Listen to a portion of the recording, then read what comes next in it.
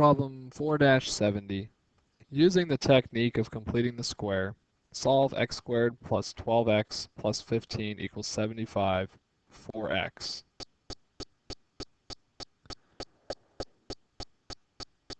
So we've got x squared plus 12x plus 15 equals 75.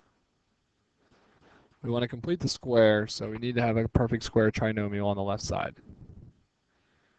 There's several approaches you can take to do this. I like to just go ahead and get rid of all of the constants, just so it's nice and clean over here, and I subtract it from both sides. So what I'm left with is x squared plus 12x, and I like to say, hey, plus blank, because I know I'm going to have to fill that in. That equals 75 minus 15, which is 60.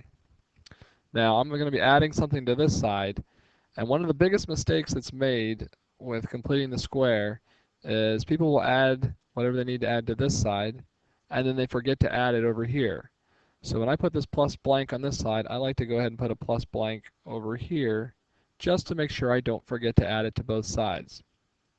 Now, to complete this square, there's several ways you can look at it. I know we've talked about drawing out a generic rectangle to help you.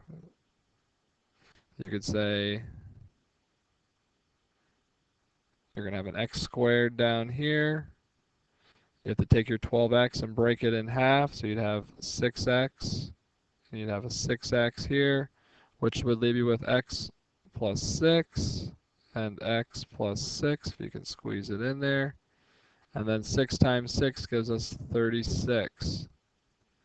So we could say we're going to add 36 to this side, but if we add 36 here, we're also going to have to add 36 on this side. Another way you can do that there is you can take the 12, and if you take the 12 and you divide it by 2 and square it, it will also give you 36. I know there's some people that have learned it that way, so that is fine as well. Now the whole reason we completed the square, so we have this perfect square trinomial, and now we can take it and we can factor it into x plus 6 squared equals 96.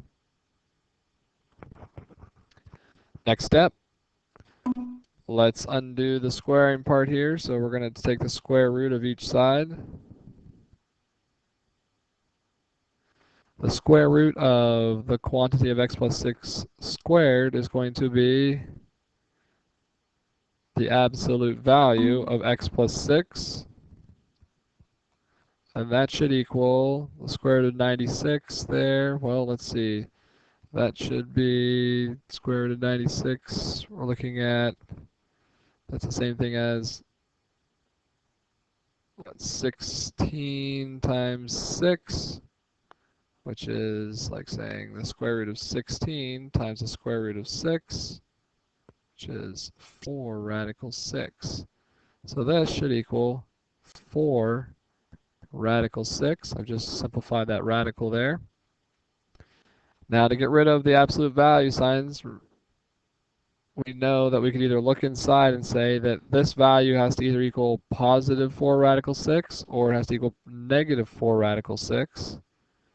So depending on how you're doing it there, you could rewrite it like this.